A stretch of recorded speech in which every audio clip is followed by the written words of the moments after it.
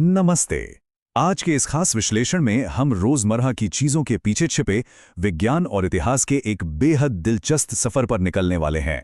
हम अक्सर अपने आसपास मौजूद साधारण सी चीजों को बस ऐसे ही मान लेते हैं, लेकिन आज हम देखेंगे कि ये चीजें वास्तव में विज्ञान और इतिहास का एक कितना अद्भुत चमत्कार है। चलिए शुरू करते हैं। शुरुआत एक बहुत ही दिलचस्प सवाल से करते हैं। एक स्कूल की नोटबुक, एक क्रिकेट की गेंद और 8000 साल पुरानी मिट्टी के बर्तन में आखिर क्या समानता हो सकती है? पहली नज़र में तो ये सब एक दूसरे से बिल्कुल अलग लगते हैं ना? लेकिन इसका जवाब हमें एक बारीक विज्ञान से लेकर मानव इतिहास के एक बहुत बड़े फलक तक ले जाता है। आइए इसे गहराई से समझते हैं। गर्मियों की छुट्टियों के बाद स्कूल लौटे इन दो बच्चों, घुलन और शरीद की कहानी बड़ी मजेदार है। ये अपनी नई क्लास में बैठे बस अपनी किताबों और पेनों को निहार रहे हैं। एक बहुत ही आम सा दृश्य है, लेकिन यहीं से एक गहरा वैज्ञानिक सवाल भी खड़ा होता है कि हमारी ये रोजमर्रा की वस्तुएं आखिर किन चीजों से या कहें किन सामग्रियों से बनी होती हैं।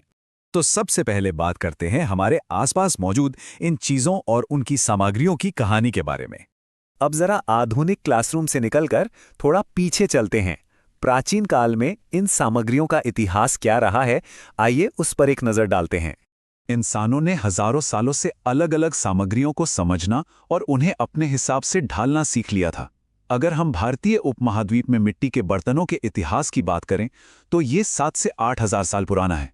जी हाँ, ये गंगा के मैदानों और मेहरगढ़ से जुड़ा है। फिर लगभग 4000 ईसा पूर्व तक सिंधु सरस्वती के मैदानों में चाक पर बर्तन बनने लगे थे और आगे चलकर हड़प्पा सभ्यता के दौरान तो इस कला में और भी ज्यादा निखार आ गया।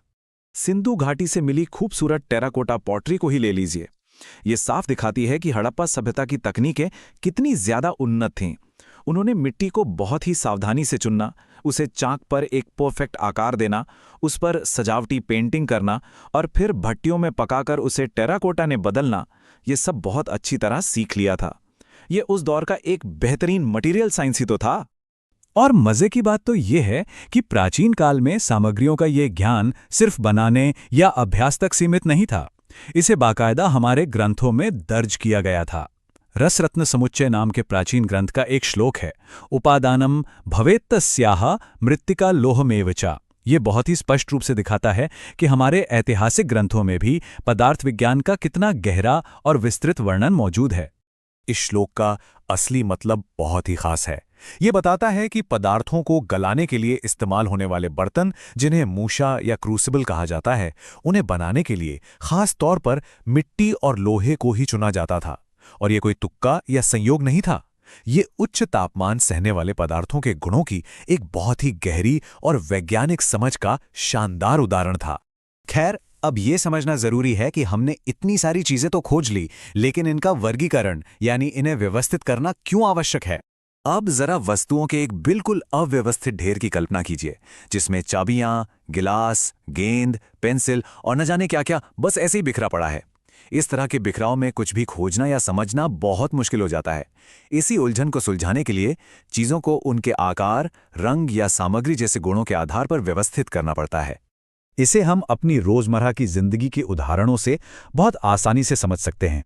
जैसे घर की रसोई में हम एक जैसे बर्तनों को एक साथ रखते हैं, या फिर किसी पंसारी की दुकान को ही याद कीजिए, जहां सारे मसाले एक कोने में और दालें दूसरे कोने में करीने से सजी होती हैं। ठीक उसी तरह एक फार्मेसी में दवाइयां भी एक व्यवस्थित तरीके से रखी जाती हैं।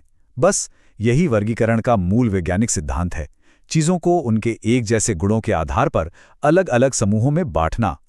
अब चीजों को सही से छांटने के लिए हमें सामग्रियों के विभिन्न गुणों यानी उनके भौतिक गुणों को समझना होगा।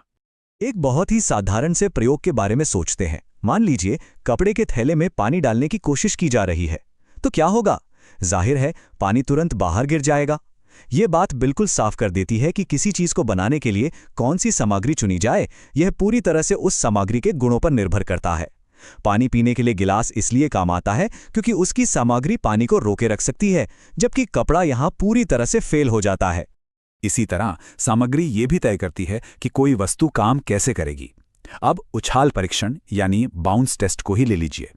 एक टेबल टेनिस की गेंद काफी ऊंचाई तक उछलती है, जबकि हाथ के एक्सरसाइज के लिए इस्तेमाल होने वाली गेंद बहुत ही कम उछलती है। अलग अलग खेलों के लिए गेंदों को बनाने में अलग अलग सामग्रियों का उपयोग होता ही उनके इन्हीं खास गुणों के कारण है। एक और बहुत ही महत्वपूर्ण गुण है जो सामग्रियों को एक दूसरे से अलग करता है, और वो है उनका स्वरूप यानी दिखावट। कुछ सामग्रियां द्युतिमय यानी चमकदार होती हैं, जैसे सोना, तांबा और लोहा, और इसके ठीक उलट कुछ सामग्रियां स्वाभाविक रूप से द्युतिहीन होती हैं, यानी उनमें कोई चमक नहीं होती, जैसे कागज, लकड़ी या फिर रबर। यहाँ एक बात बड़ी हैरान करने वाली है, कभी कभी हवा और नमी के असर से धातुएं अपनी चमक खो देती हैं और बिल्कुल मलिन या फीकी दिखने लगती हैं। जी हाँ, यही कारण है कि हम अक्सर धातुओं की असली चमक केवल तभी देख पाते हैं जब उन्हें बिल्कुल ताज़ा ताज़ा काटा जाता है ना ये कमाल की बात। अब आते हैं अपने अगले पड़ाव पर, कठोरता और कोमलता, यानी सामग्रियां शारीरिक दबाव पर कैसी प्रतिक्रियाएं देती हैं। इसे एक आसान से संपीड़ितता परीक्षण या कह लें कंप्रेसिबिलिटी टेस्ट से समझा जा सकता है।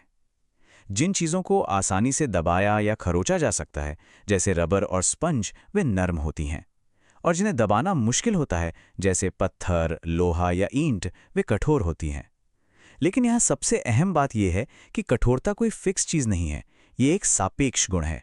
मतलब रबर एक स्पंज के मुकाबले तो कठोर होता है, लेकिन लोहे के सामने वो नरम होता है। रोजमर्रा की वस्तुओं को उनकी सामग्री और कठोरता के आधार पर हम बहुत ही आसानी से बांट सकते हैं। उदाहरण के लिए, पकी हुई मिट्टी से बनी ईंट कठोर है, जबकि सूत या कपड़े से बना तकिया एकदम नरम होता है। वहीं प्लास्टिक या धातु की पानी की बोतल कठोर होती है, लेकिन ऊन से बना स्वेटर नरम होता है। वर्गीकरण का यह तरीका बहुत ही तार्किक है और चीजों को समझने में बहुत मदद करता है। और अंत में इस पूरी चर्चा को समेटते हुए विचार करने के लिए एक पुरानी लेकिन बहुत ही सटीक कहावत है, हर चमकती हुई चीज सोना नहीं होती। क्या वाकई हर चमकदार वस्तु असल में धातु ही होती है? कई बार कुछ सामग्रियों पर मोम या प्लास्टिक की परत चढ़ा दी जाती है, जिससे वे चमकदार तो दिखने लगती हैं, लेकिन असल में वे धातु नहीं होती। तो अगली बार जब आसपास कोई चमकदार चीज दिखे, तो उसके पीछे के इस विज्ञान पर एक बार जरूर विचार कीजिएगा। हमारा आज का यह विश्लेषण यहीं समाप्त होता है। हमें उम्मीद है कि सामग्रियों के विज्ञान का यह सफर सबके लिए बहुत ही ज्ञानवर्धक रहा होगा।